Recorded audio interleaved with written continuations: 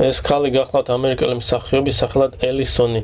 ის მონაწილეობდა რამოდენიმე ფილმში, მაგრამ 2001 წელს მისი ცხოვრება მთლიანად შეიცვალა, რადგან ახალ სერიალში მიიღეს, რომლითაც ის მთელმა ქვეყანამ გაიცნო.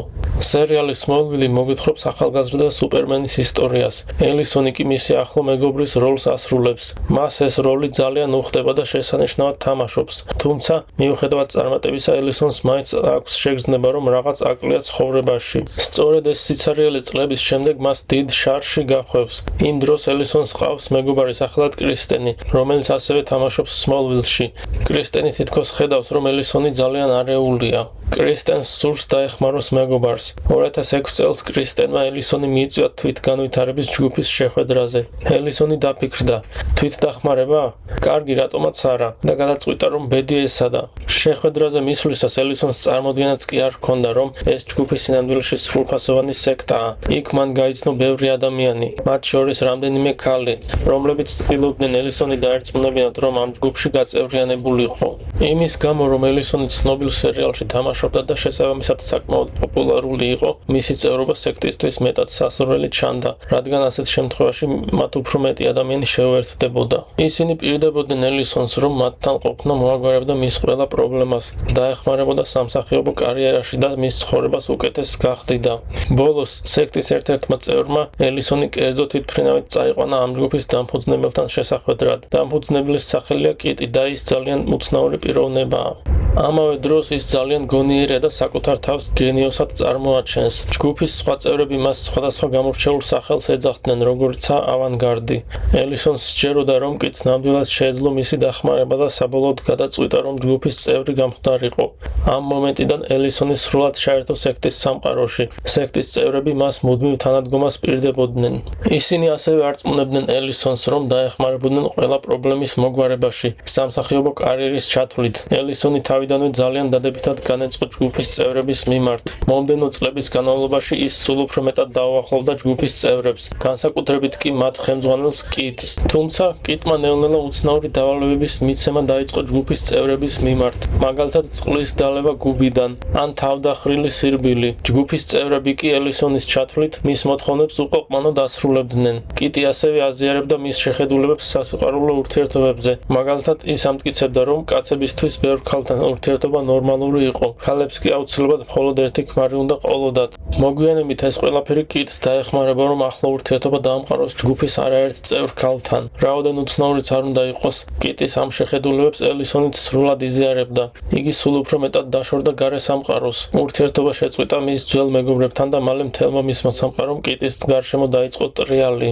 არსებობს ხმები, რომ კიტს ელისონთანაც ჰქონდა რომანტიკული ურთიერთობა და მიუხედავად იმისა, რომ ეს სავარაუდოდ სიმართლეა, ოფიციალურად ეს არასოდეს დადასტურებულა.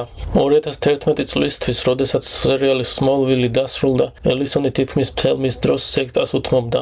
ის იღებდა სარეკლამო ვიდეოებს, სადაც სხვა ადამიანებს მოუწოდებდა მათთან გაწევრიანებისკენ.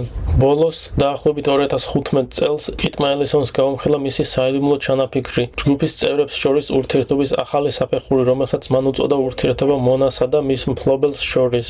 ეს იყო კიტის გეგმის კიდევ ერთი ნაწილი, რომლის საბოლოო მიზანი იყო, რომ მას ახლო ურთიერთობა ჰქონოდა ჯგუფის წევრ ქალებთან. ამ სქემაში კიტი იყო მთავარი, მაგრამ ელისონსაც მნიშვნელოვანი როლი ჰქონდა მინიჭებული.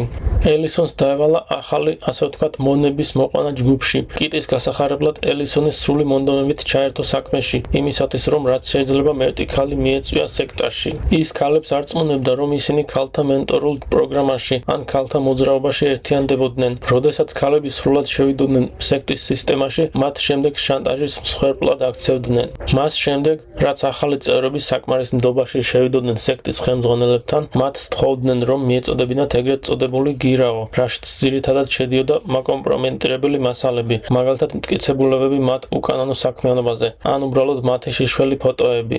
მათ ემუქრებოდნენ, რომ ეს ინფორმაცია გახდებოდა საჯარო იმ შემთხვევაში, თუ დაუმორჩილებლობას გამოიჩენდნენ, ან სექტის შესახებ რამეს გაამხელდნენ. გირაოს ხელში ჩაგდების შემდეგ, ელისონი და ჯგუფის სხვა წევრები ქალებს აიძულებდნენ ახლო ურთიერთობა ჰქონოდათ მათ მფლობელთან. მფლობელი კი იყო სექტის წევრი მამაკაცი, რომელსაც რამდენიმე მონა ჰყავდა.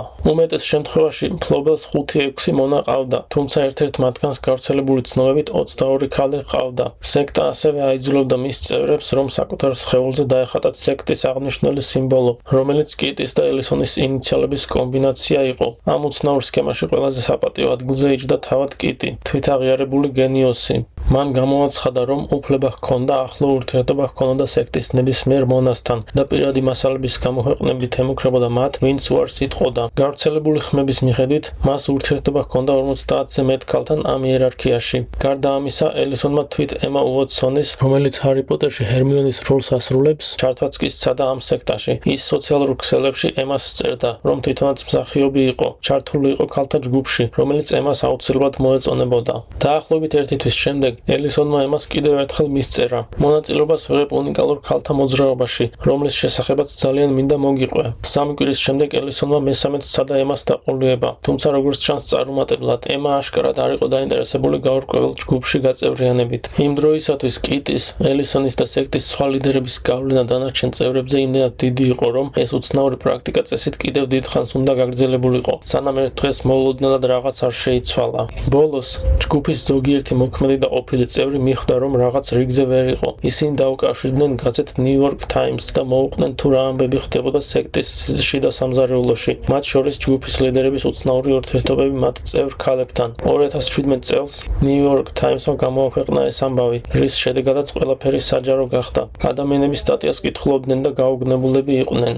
ღმერთო ჩემო, მოლვილის ერთ-ერთი მსახიობი სექსუალური ბოროტმოქმედების სკანდალშია გახვეული. ამ ამბავმა ბოლოს მიაღწია გამოძიების ბიურომდე, რომელმაც დაიწყო გამოძიება. გავრცელებული ინფორმაციით, როდესაც კიტმა გაიგო, რომ მისით გამოძიება დაინტერესდა, მან სასწრაფოდ დატოვა თავისი სახლი ამერიკაში და გადაფრინდა მექსიკის ქალაქ პუერტო ვალარტაში. თუმცა, კიტის სამწუხაროდ, პოლიცია საკმაოდ კარგად მუშაობს, როდესაც საქმე ვინმეს მოძებნას ეხება.